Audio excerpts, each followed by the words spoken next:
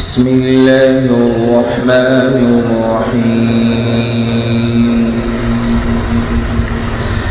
تلك الرسل فضلنا بعضهم على بعض، منهم من كلم الله ورفع بعضهم درجات، وآتينا عيسى ابن مريم البينات وأيدناه بروح القدس، ولو شاء الله ما اقتتل الذين من بعدهم من بعد ما جاءتهم البينات ولكن اختلفوا فمنهم من آمن ومنهم من كفر، ولو شاء الله ما اقتتلوا ولكن الله يفعل ما يريد. يا أيها الذين آمنوا أنفقوا مما رزقناكم من قبل أن يأتي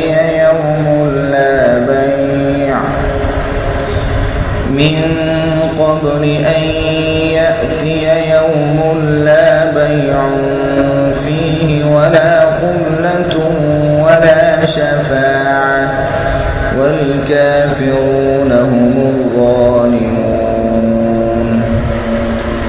الله لا إله إلا هو الحي القيوم، لا تأخذه سنة ولا نوم، له ما في السماوات وما في الأرض.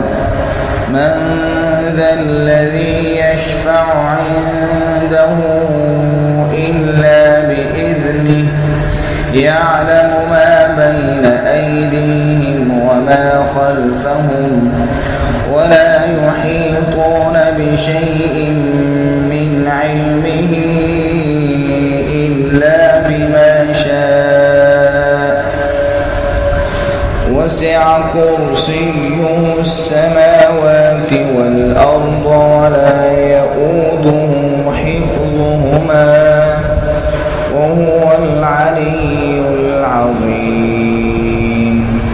لا إكراه في الدين، قد تبين الرشد من الغي، فمن يكفر بالطاغوت ويؤمن بالله فقد استمسك بالعروة الوثقى لا انفصام لها، والله سميع عليم.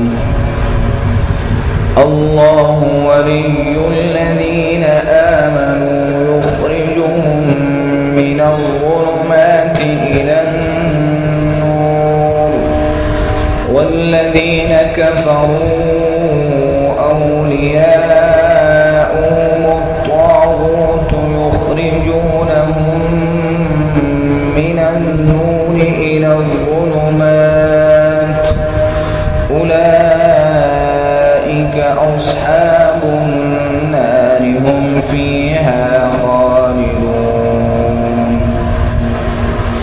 ألم تر إلى الذي حاج إبراهيم في ربه أن آتاه الله الملك، إذ قال إبراهيم ربي الذي يحيي ويميت، قال أنا أحيي وأميت.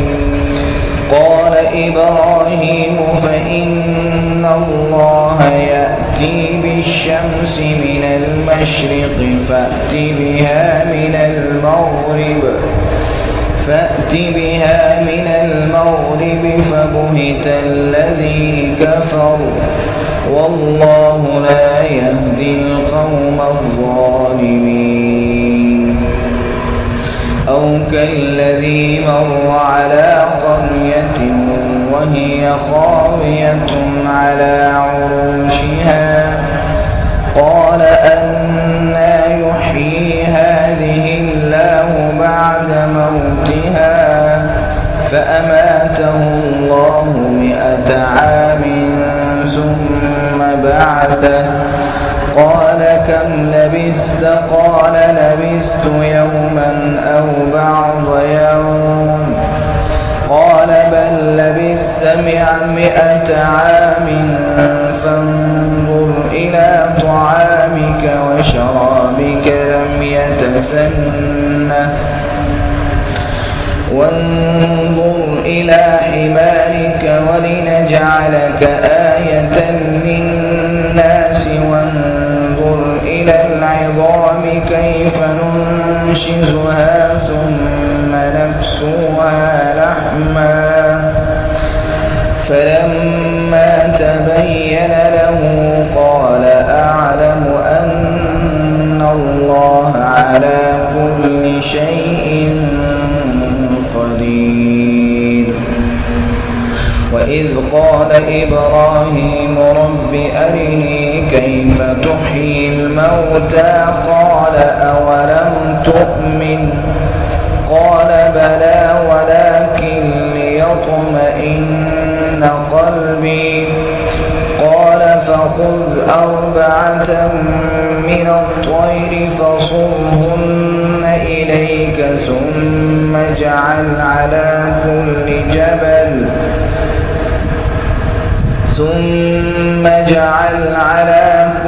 جبل منهن جزءا ثم ادعهن يأتينك سعيا واعلم أن الله عزيز حكيم.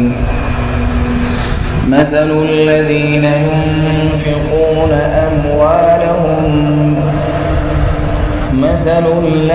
ينفقون أموالهم في سبيل الله كمثل حبة أنبتت 7 سنابل في كل سنبلة 100 حبة والله يضاعف لمن يشاء والله واسع عليم. الذين ينفقون أموالهم في سبيل الله ثم لا يتبعون ما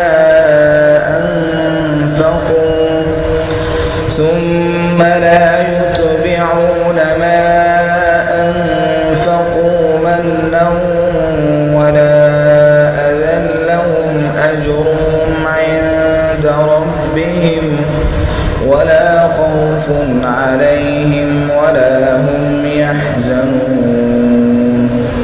قول معروف ومغفرة خير من صدقة يتبعها أذى والله غني حليم.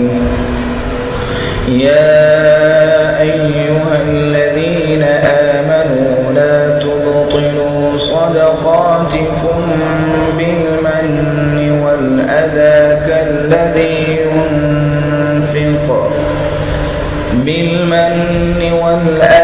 كالذي ينفق ماله رئاء الناس ولا يؤمن بالله واليوم الآخر فمثله كمثل صفوان عليه تراب فأصابه وابل فتركه صلدا لا يقدرون على شيء مما كسبوا والله لا يهدي القوم الكافرين.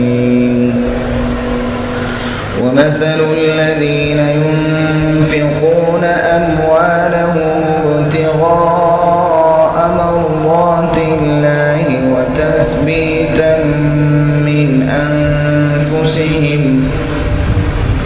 وتثبيتا من أنفسهم كمثل جنة بربوة أصابها وابل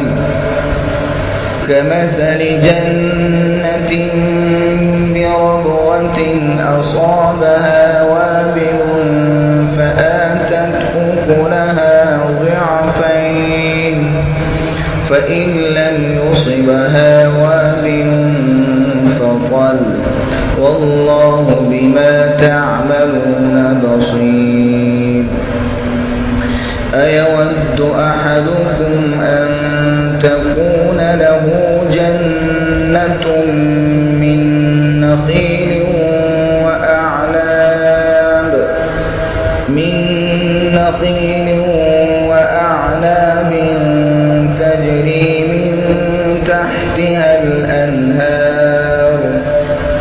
تجري من تحتها الأنهار له فيها من كل الثمرات